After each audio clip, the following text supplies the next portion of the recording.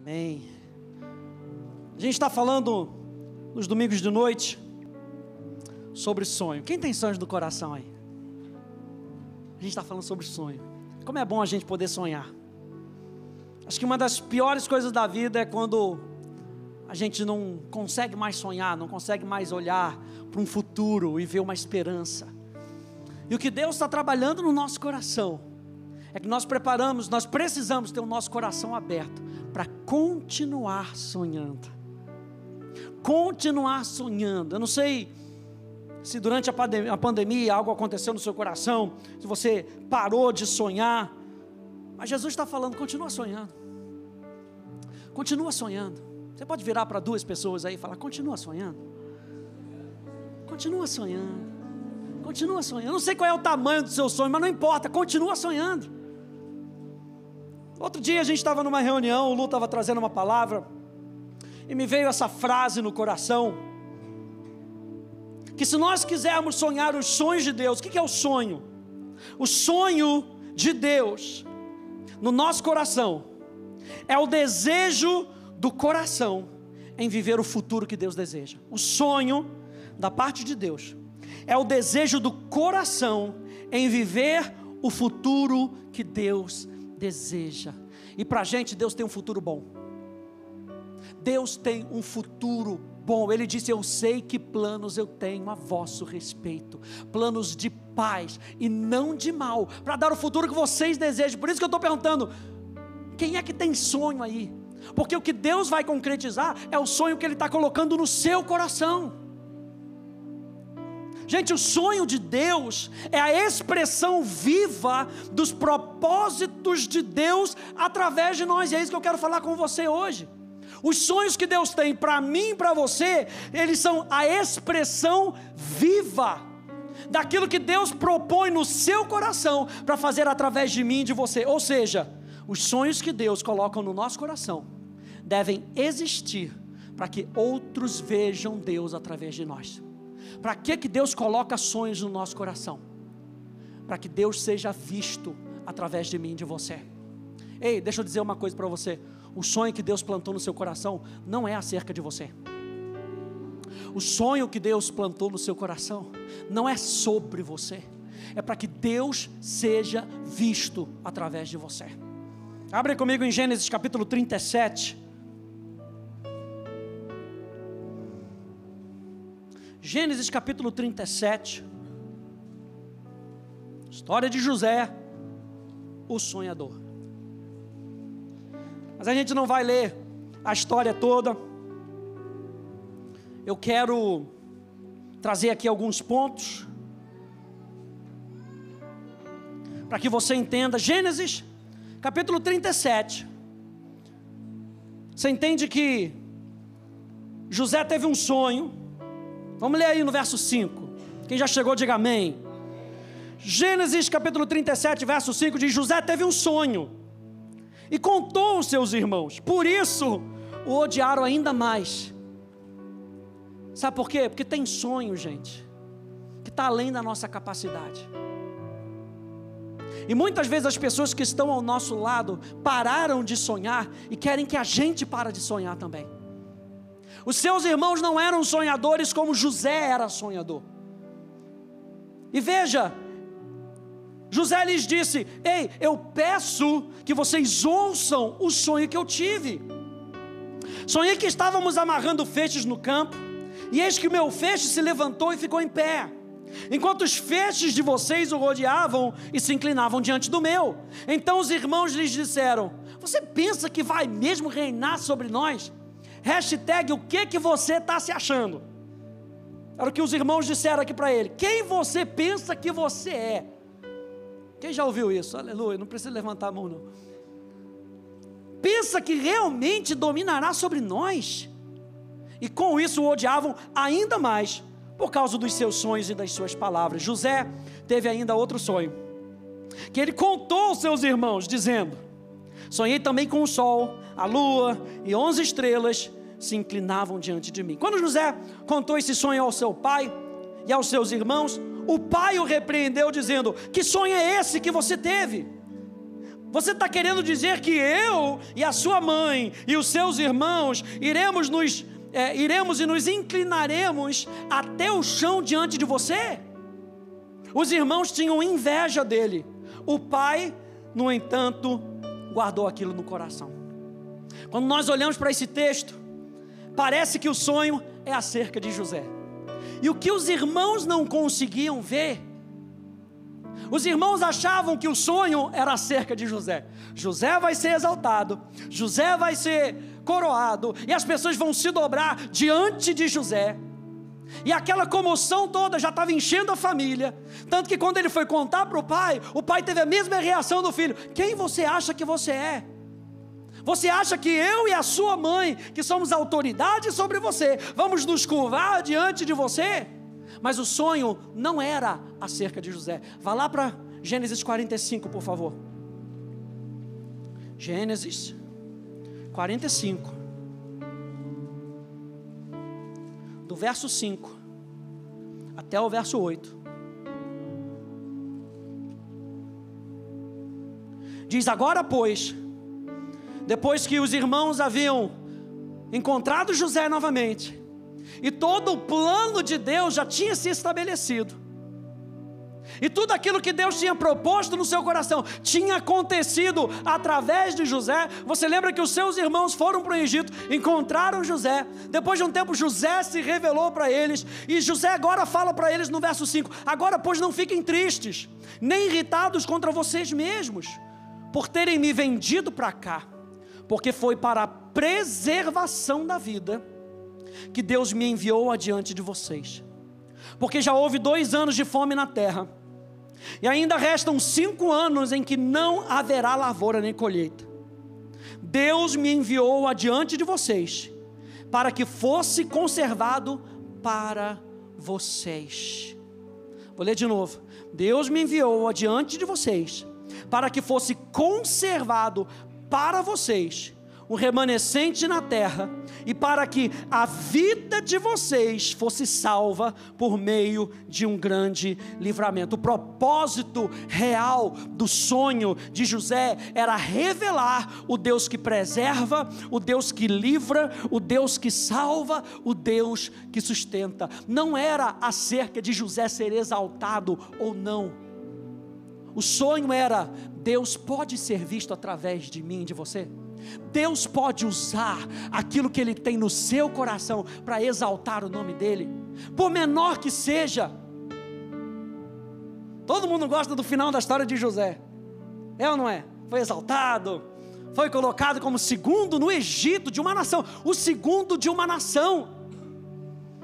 Mas quando a gente olha todo o processo que José teve que fazer para chegar, e veja, se habilitar, não só chegar, mas se habilitar para cumprir aquele propósito, é uma caminhada difícil, não é uma caminhada fácil. Mas José teve que manter o foco, José teve que manter o coração, guardar o coração. José teve que saber o seu propósito, para que ele pudesse em todo o tempo exaltar o nome de Deus. Até fugir da esposa de Potifar, ele teve que fugir. Para quê? Para que o sonho de Deus se cumprisse através dele.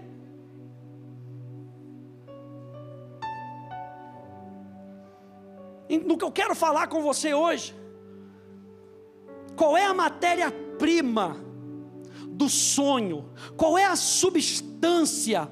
Qual é a base que garante o resultado final esperado por Deus na nossa vida? Se o sonho é divino, só o próprio Deus pode ser a substância do que Ele pede de nós. Se o sonho é de Deus, só Deus pode garantir o sonho. E como é que Ele faz? Ele nos forma, Ele trabalha dentro de nós. Olha só essa frase: Cristo é a matéria-prima dos sonhos do Pai. Preste atenção nisso. Se você tem sonhos, e os sonhos são de Deus, a matéria-prima, a substância e a base daquilo que Deus está colocando no seu coração, não importa qual seja, a matéria-prima é Cristo. O que vai garantir que no final das contas isso seja realizado é Cristo sendo formado em mim e em você. O que está acontecendo aqui domingo de noite? O que acontece aqui toda quarta-feira? Toda segunda-feira na Atos, aliás, prova segunda-feira, hein? Pastor, estava tão bom a pregação. Marluz, prova segunda-feira, amanhã, não esqueça. Mas Cristo é a nossa forma, Cristo é a substância da nossa vida. Eu não sei que sonhos que Deus colocou no seu coração, mas para que Deus possa concretizar na nossa vida e na nossa geração, deixe Jesus continuar sendo a matéria-prima desse sonho. Abra comigo em Romanos capítulo 11, por favor.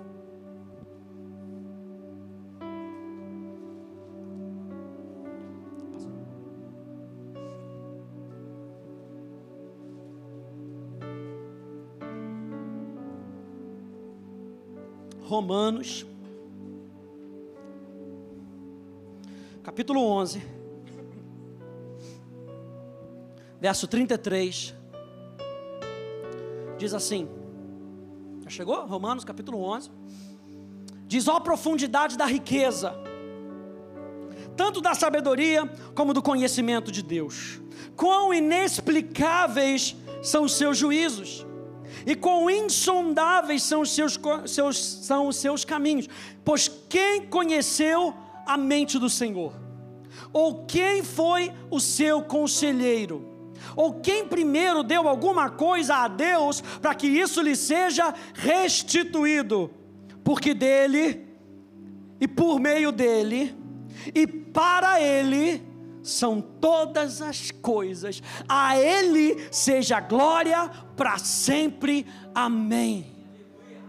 O que a Bíblia está falando? O que o apóstolo Paulo está falando aqui? Se alguma coisa vai nascer de nós, que venha dele, que seja por meio dele, que seja para ele, para que no final das contas, ele receba toda a honra, ele receba toda a glória. Colossenses capítulo 1, verso 15 e 16, na Bíblia a mensagem diz: quando olhamos para o Filho, vemos o Deus invisível. Quando algo está sendo formado dentro de nós, gente, é para que o mundo conheça Deus através de nós. Um Deus que faz milagre, um Deus que continua realizando sonhos, um Deus que continua nos ajudando. Para quê? Para que quando as pessoas olhem para o sonho concretizado, e o sonho tem a substância de Cristo, e o sonho tem a forma de Cristo, as pessoas possam ver Deus através de mim e de você. Quando olhamos para o Filho, vemos o Deus invisível. Olhamos para o Filho e vemos o propósito original de Deus em toda a criação. Pois tudo, absolutamente tudo, acima e abaixo, visível e invisível, e todas as hierarquias dos anjos, tudo começou nele, e nele encontra propósito. João capítulo 1, verso 3 da tradução da Paixão, diz: e através da sua inspiração criativa, está falando do Pai, a inspiração criativa. Às vezes a gente tem uns sonhos que parece a coisa mais doida do mundo, mas a gente tem uma certeza no nosso coração que aquilo vem de Deus. E aí você pergunta para Deus: como é que isso pode acontecer? E eu me lembro de Maria perguntando para o anjo: mas anjo, como isso pode acontecer? Como é que isso pode acontecer? Mas eu sou virgem, como é que isso pode acontecer? O anjo fala: não se preocupa não. A inspiração criativa de Deus, o Espírito Santo, vai te envolver. E o ente que você carrega, aleluia, que você vai carregar, será o Salvador. Muitas vezes o sonho que Deus tem para você pode se tornar veículo de salvação para outras pessoas. No mais comum que seja, se tem a substância, e a substância é Cristo, Cristo sempre aponta para o Pai. Cristo, o Filho, faz o Pai invisível ser visível. Se os nossos sonhos são formados pela substância que é Cristo, o Deus invisível vai se manifestar quando o sonho que está no seu coração, o sonho da parte de Deus, se realizar. Ele continua dizendo, é através dessa inspiração criativa, que é essa expressão viva.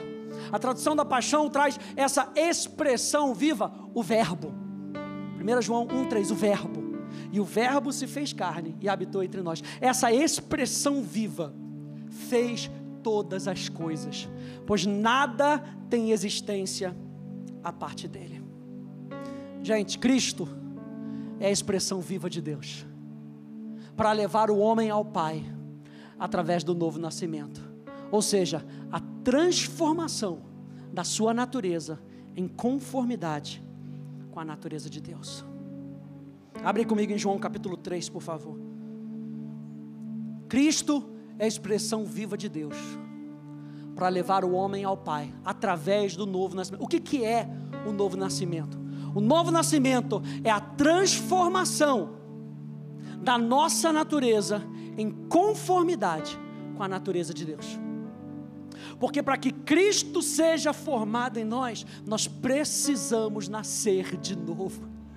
Para que Cristo seja formado dentro de nós. Lembra na semana passada que nós falamos da fábrica? Para que aquela fábrica entre em conformidade com aquilo que Deus deseja, essa fábrica precisa receber não uma recalchutação do carro, não uma mera passada de tinta. Essa fábrica antiga da velha natureza precisa ser posta abaixo, e Deus faz uma nova fábrica que condiz com aquilo que Ele planejou para mim e para você.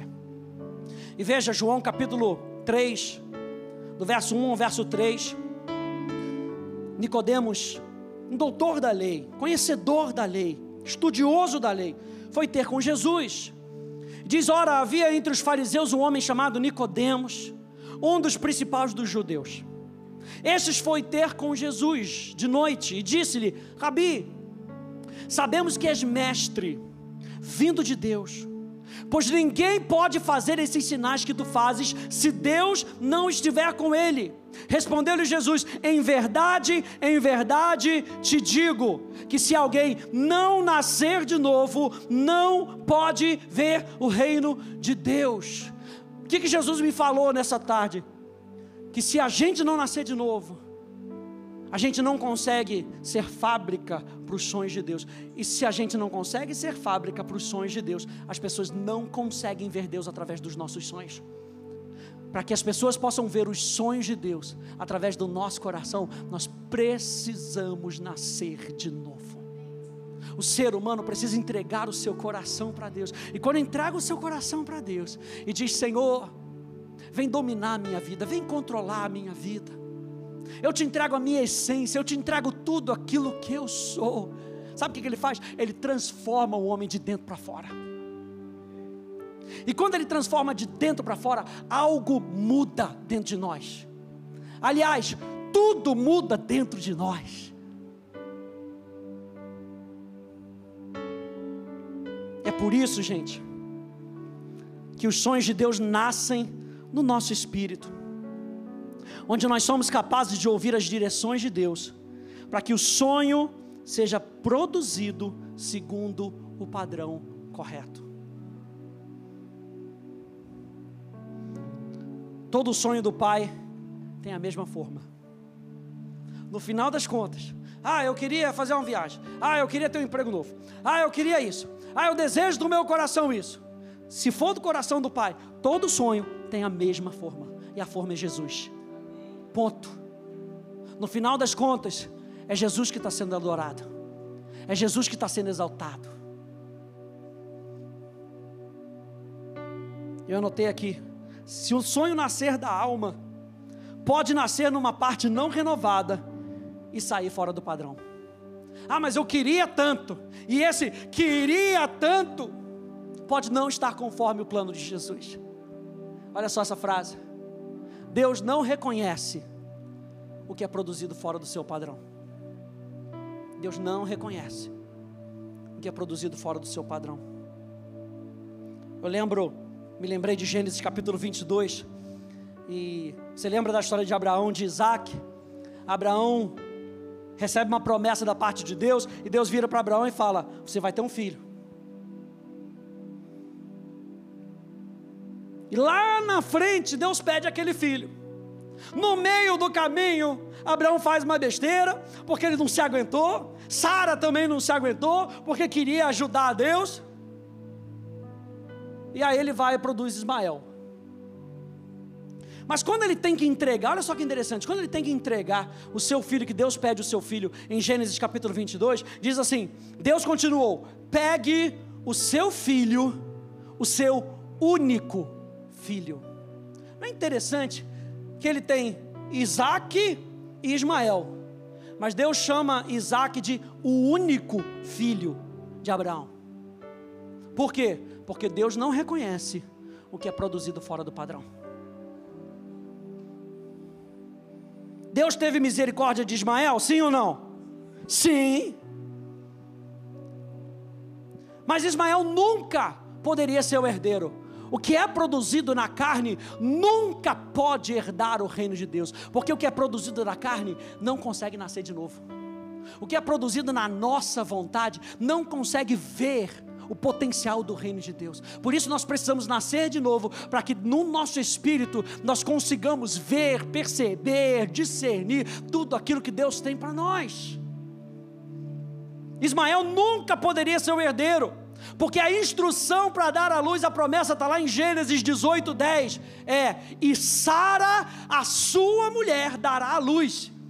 Tem muitas vezes que Deus coloca um sonho no nosso coração, e muitas das vezes Ele nos dá direções específicas. Não saia fora das direções específicas de Deus, porque toda vez que a gente tenta dar uma ajudinha, sair das direções específicas, Ismael é criado. E a Bíblia fala que Ismael sempre vai contender com Isaac. Gálatas capítulo 4, verso 28 e 29 diz, mas vocês, irmãos, são filhos da promessa, como Isaac. Como porém no passado, aquele que nasceu segundo a carne, perseguia o que nasceu segundo o Espírito, assim também acontece agora. Tudo aquilo que é nascido da vontade do homem, sem uma direção de Deus, acaba perseguindo aquilo que Deus coloca no nosso coração. Gálatas 5, 16 e 17. Digo porém o seguinte, vivam no Espírito, e vocês jamais satisfarão os desejos da carne, porque a carne luta contra o Espírito, e o Espírito contra a carne, porque são opostos entre si, para que vocês não façam o que querem. O que o apóstolo Paulo está falando? Um sonho que nasce na nossa vontade, que é produzido na nossa vontade, e um sonho que nasce na vontade de Deus. Você talvez tenha um sonho que você planejou, e você queria muito, e era da sua vontade, e ele acabou nascendo, mas depois você se arrependeu, e você falou, agora Senhor, produz os teus sonhos, e esse sonho nasce também. O sonho da carne sempre vai coexistir com o sonho do Espírito, e vai ser opostos entre eles. O que eu estou falando, gente? Antes, olha a dica, antes de deixar a carne nascer, vivam no Espírito, e vocês jamais, olha só a palavra que o apóstolo Paulo diz, e vocês jamais, diga jamais, jamais satisfarão os desejos da carne. E se a gente não faz os desejos da carne, o produto da carne não nasce, a vontade da carne não nasce. É por isso, gente, que Deus coloca em nós a natureza do seu Filho, para que nós, como filhos, possamos reproduzir o que está no coração do Pai, segundo o padrão correto. Estou dizendo para você hoje, qual é o padrão dos sonhos de Deus? Diga Cristo. Qual é o padrão do sonho de Deus no nosso coração? Cristo. E é por isso que Ele vai nos formando, gente. Eu acho interessante, no Novo Testamento, existem algumas palavras para filho. Uma delas, a gente vê em Gálatas capítulo 4, verso 1, que diz, enquanto o herdeiro é menor, enquanto o herdeiro é criança, sabe qual é a palavra usada ali? No grego é népios. Népios é um bebê de fralda. O herdeiro é herdeiro, só que ele usa fralda. Você entregaria o futuro da sua empresa para um neném de fralda? Que tudo que ele quer é mamar uma mamadeira, chupar uma chupeta. Na hora que ele quiser, ele grita, e você tem que botar uma comidinha na boca dele. Tudo que o neném precisa é ser alimentado. Sou eu preciso de cuidado. E o apóstolo Paulo fala, enquanto o herdeiro é menor, ele não pode tomar posse da sua herança. Ele precisa de tutores que vão ajudá-lo a chegar aonde ele precisa chegar. E eu e você, nos sonhos que Deus plantou no nosso coração, dependendo do estágio da nossa vida, nós precisamos da ajuda que Deus coloca ao nosso redor, para que a gente possa ver o sonho saindo das fraldas para uma posição madura.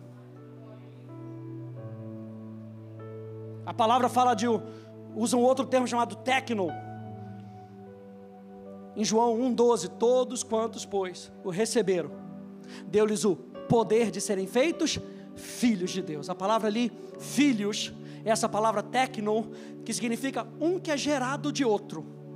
É a única designação que dá. Ou um discípulo de uma outra pessoa. Quantos aí são filhos de Deus? Diga amém. Então você foi gerado por Deus. Você é um filho de Deus. Mas o que eu acho interessante é que o apóstolo Paulo, ele usa um outro termo, que é o termo hios, que significa um filho maduro. O contexto dessa palavra é um filho maduro. Olha só, quando João usa essa palavra, quando João usa hios no grego, ele aponta para Cristo. No Evangelho de João, essa palavra hios só é usada para Jesus. Ou seja, João está dizendo, nós somos filhos de Deus, mas agora está se apresentando aquele que é maduro, aquele que é o exemplo. Olhem para o exemplo, olhem para Ele. Ele é o modelo, Ele é a matéria-prima, Ele é a substância, Ele é a base. Mas depois que Jesus morre, vai ao inferno, ressurge, ascende, e nós aceitamos Ele no nosso coração, o apóstolo Paulo, quando ele tem que tratar com os filhos de Deus, adivinha que palavra que ele usa? Pastor, não dá nem para pronunciar, aleluia, nem que eu tentasse. Ele usa a palavra hios. O que significa essa palavra? Hios traz o contexto de um herdeiro digno, cujo destino é representar legalmente e definitivamente o seu pai após a sua morte.